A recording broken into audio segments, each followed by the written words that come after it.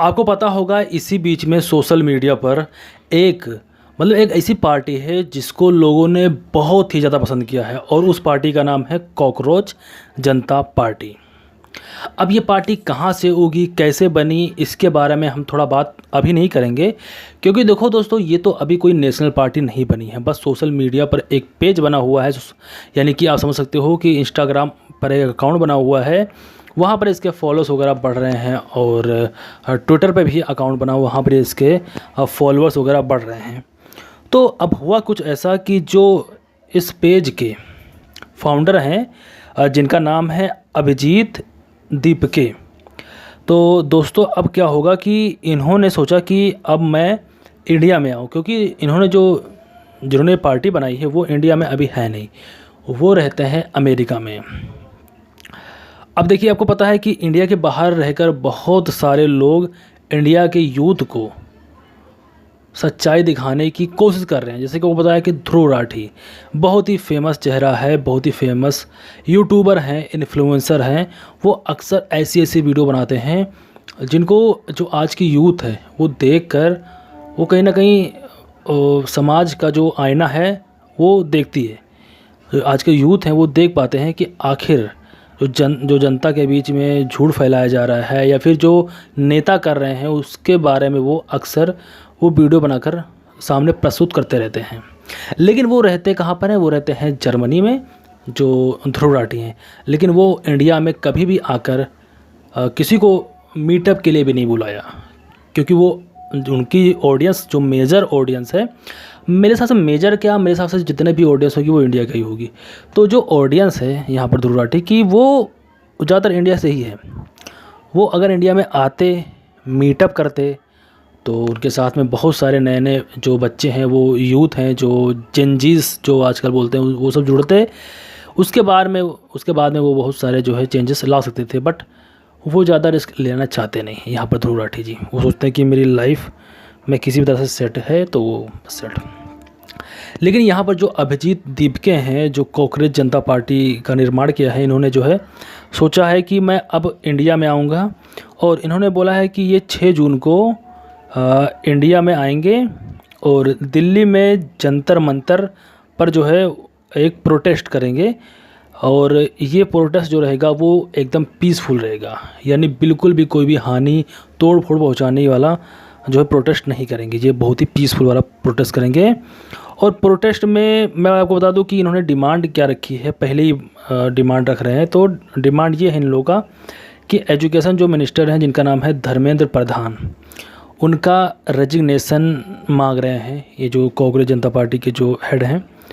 और इस प्रोटेस्ट में साथ भी आएंगे सोनम वांगचुक, जो आपको पता है कि ये सोनम वांगचुक जिन्हें जो है ऑफिशियली सीजेपी को जो है सपोर्ट किया है, सीजेपी यानी कॉकरोच जनता पार्टी को सपोर्ट किया है, और 6 जून के प्रोटेस्ट में शामिल होने की भी बात की है। तो सोनम वांगचुक को तो आप लोग जानते होंगे, मुझे बताने की ज़रूरत ही नहीं है, उनके बारे में तो आप लोगों ने अक्सर सुना ही होगा। तो वो भी इस जो प्रोटेस्ट का वो हिस्सा होने का जो है पूरी तरीके से समर्थन भी किया है। और सीजेपी ने दिल्ली प्रोटेस्ट से पहले अपने ऑफिशियल स्पोक पर्सन अपॉइंट किए हैं ताकि मूवमेंट को ऑर्गेनाइज किया जा सके। चलिए, ये सब बात हो गई। और रिपोर्ट के अनुसार सीजेपी के पेटिशन और कैंपेन को लाखों लोगों का सपोर्ट मिला है, अच्छी बात है। और मैं बात करूँ यहाँ पर, फाउंडर ने कहा है कि अरेस्ट का रिस्क होने के बावजूद वो इंडिया आएंगे और प्रोटेस्ट करेंगे। मतलब यहाँ पर जो अभिजीत दीपके हैं, उनको अरेस्ट होने का भी डर है कि वो अरेस्ट ना हो जाएं, इंडिया में आएंगे तो। उसके बावजूद भी उन्होंने हिम्मत दिखाया है। चलो, अच्छी बात है कि कम से कम भाई कोई हिम्मत दिखा तो रहा है। अभी तक सीजेपी एक रजिस्टर्ड पॉलिटिकल पार्टी नहीं है। जैसे मैंने आपको बताया कि ये कोई रजिस्टर्ड पॉलिटिकल पार्टी नहीं है, बल्कि ये एक यूथ की जो है मतलब पॉलिटिकल मूवमेंट के रूप में काम कर रहा है। 6 जून का जो है दिल्ली प्रोटेस्ट सीजेपी का अब तक का सबसे बड़ा ऑफलाइन इवेंट माना जा रहा है। तो यहाँ पर ये जो मतलब करने वाले हैं, तो अब देखना होगा कि क्या कुछ चेंजेस आता है या फिर जैसा चल रहा है जो अभी सिस्टम, वो सिस्टम सेम टू सेम चलेगा। देखो भाई, इंडिया, देखो बहुत सारे कंट्री जो प्रोटेस्ट कर देते हैं, मैं बता रहा हूँ असली बात। जैसे कि बहुत सारे लोग यहाँ पर इंडिया को सुनते हैं कि नेपाल में प्रोटेस्ट हो गया, बांग्लादेश में हो गया, और भी छोटी मोटी कंट्री है।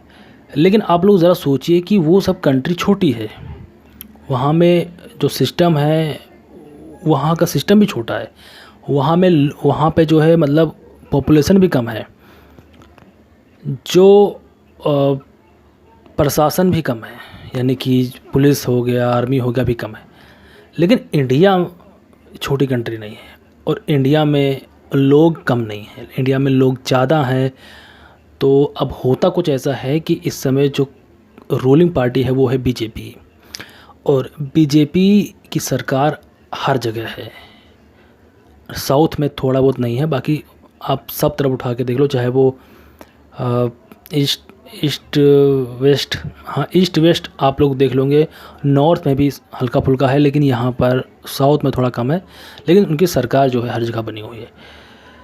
तो अब प्रोटेस्ट से अगर कुछ होता है तो ठीक है, नहीं तो मेरे हिसाब से यहाँ पर बड़ा कंट्री है, तो फिर बड़ी कंट्री में जो है इतना बड़ा प्रोटेस्ट होना आसान बात नहीं है मेरे हिसाब से भाई। हालांकि अगर यूथ चाहेगी तो हो सकता है हो जाए, लेकिन मेरे हिसाब से प्रोटेस्ट करेंगे तो जंतर मंतर में प्रोटेस्ट करेंगे। तो जंतर मंतर में प्रोटेस्ट करेंगे तो जंतर मंतर पूरा देश तो है नहीं, पूरा देश में अगर होगा तब कुछ बदलाव होगा। और जंतर मंतर में अगर आप 1 दिन 2 दिन 10 दिन भी मेरे हिसाब से प्रोटेस्ट करेंगे तो मेरे हिसाब से जो वहाँ की प्रशासन होगा वहाँ से उनको हटवाने का कोशिश करेगा। और ऐसे प्रदर्शन आप लोग अभी भी जाकर न्यूज़ में उठाओगे तो बहुत सारी जगह पर इंडिया में ही हो रहे हैं, लेकिन हम लोग को पता भी नहीं है। ऐसे प्रोटेस्ट होते रहते हैं, लेकिन यहाँ पर ये पार्टी जो है सीजेपी, इसमें फॉलोअर बहुत तेज़ी से बढ़े हैं, 20-22 मिलियन बहुत तेज़ी से बढ़े हैं। अब 20-22 मिलियन जो मतलब जो संख्या है ये बहुत बड़ी है, लेकिन अगर उतनी संख्या ज़मीन पर आती है, सिर्फ ऑनलाइन नहीं है, अगर ऑफलाइन भी आती है तब तो बात बनेगी। लेकिन अगर सिर्फ वो ऑनलाइन वाले हैं तो बात बन नहीं सकती है मेरे हिसाब से। ये मेरा अपना सोचना है, बाकी कोशिश करना अच्छी बात है। आप लोग मुझे बताना कि आप लोगों की क्या राय इस पर।